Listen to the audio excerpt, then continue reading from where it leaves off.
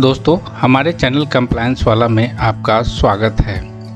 जैसा कि आपको मालूम है, 1 अक्टूबर 2020 से सेल पर भी टीसीएस लगना है। टीसीएस अर्थात tax collected at source. Income tax department ने 10 करोड़ से ऊपर के टर्नओवर वाले व्यवसायियों के लिए सेल पर टीसीएस कलेक्ट करना अनिवार्य कर दिया है। और वैसे डीलर से अर्थात 10 करोड़ से ऊपर के टर्नओवर वाले जो डीलर हैं वो अपने वैसे कस्टमर जिनको लास्ट फाइनेंशियल ईयर में उन्होंने 50 लाख रुपए या उससे ज़्यादा का सेल किया है। दोस्तों, बिल पर 0.1% टीसीएस तो कलेक्ट कर लिया गया है। अभी यह दर 0.075% ही है। तो जब यह आपके द्वारा बिल पर कलेक्ट कर लिया गया है तो इसे सरकारी खाते में गवर्नमेंट के अकाउंट में जमा भी करना होगा। तो इसके लिए क्या प्रोसेस है, आखिर किस चालान के द्वारा सरकार को यह पैसा जमा होगा, इसके बारे में इस वीडियो में हम चर्चा करते हैं।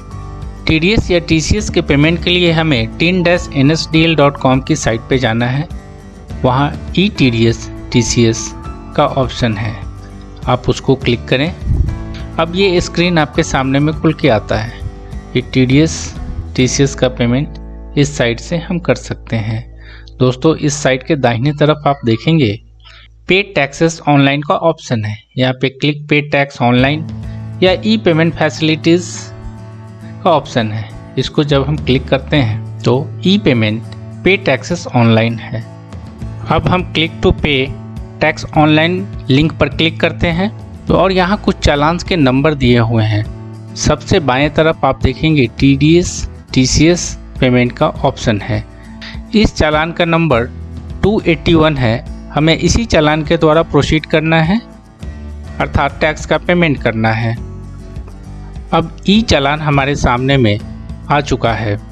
यहाँ पर टैक्स एप्लीकेबल के लिए 21 सेलेक्ट करते हैं और टाइप ऑफ पेमेंट के लिए 200 सेलेक्ट करते हैं।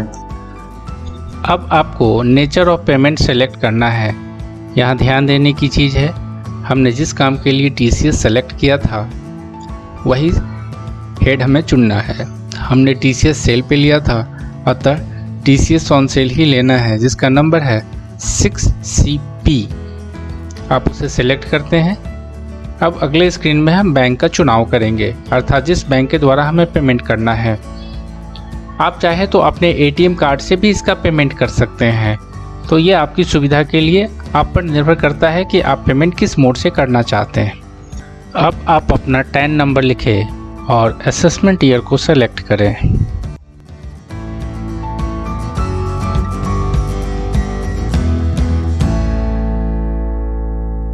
अपने कम्युनिकेशन का पता डालें, अपना ईमेल आईडी डालें और अपना मोबाइल नंबर भी डालें। अब कैप्चा कोड डालने के उपरांत प्रोसीड करें। दोस्तों, अब आप इस स्क्रीन में देखते हैं कि आपने जो भी डिटेल्स डाला था वो साइट पर आ चुका है। आप इसको बारीकी से चेक करें। अगर आपको लगता है कि सब कुछ सही है तो ठीक है, नहीं तो आप एडिट करके सही डिटेल्स को डालें। फिर बैंक की साइट के लिए प्रोसीड करते हैं। अब इंटरनेट बैंकिंग के द्वारा लॉगिन करें। बैंक अकाउंट को सेलेक्ट कीजिए। अब टैक्स का अमाउंट डालिए जो आपने अपनी वर्किंग शीट में बनाया होगा। अगर इंटरेस्ट की लायबिलिटी है दोस्तों तो कैलकुलेशन करके आपको उसे भी इसी चालान में डालना चाहिए। अब ट्रांजैक्शन पासवर्ड डालिए और कंफर्म कीजिए। अब आपके द्वारा डाले गए सारे डेटा को एक बार फिर से चेक कीजिए। सब कुछ सही है तो दोबारा कंफर्म कीजिए और आपका चेक बनकर तैयार हो गया है। मतलब टैक्स का पेमेंट हो चुका है। ये चेक इसलिए आपको दिख रहा है क्योंकि हमने कॉर्पोरेट यूजर से गए थे। अगर आप रिटेल यूजर से जाते हैं तो सीधा चालान ही जनरेट हो जाएगा। तो क्योंकि कॉर्पोरेट यूजर आईडी हमने यूज़ किया है तो दूसरे लॉगिन आईडी के थ्रू अप्रूव करने की ज़रूरत होगी। लॉगिन के उपरांत दोस्तों हम बाईं तरफ ई टैक्स का ऑप्शन है, वहाँ पर जाकर क्लिक करते हैं और आपको मैनेज ट्रांजैक्शन का एक टैब दिखता है। उस मैनेज ट्रांजैक्शन पे जाकर क्लिक करते हैं। तो जो चेक्स हमारे मेकर ने बनाया था, अब उसे ऑथराइज करने अर्थात अप्रूव करने का समय आ चुका है। ट्रांजैक्शन पासवर्ड डालकर उसको क्लिक करते हैं और एक OTP मोबाइल पर आता है, उसके थ्रू इसे हम कंफर्म करते हैं।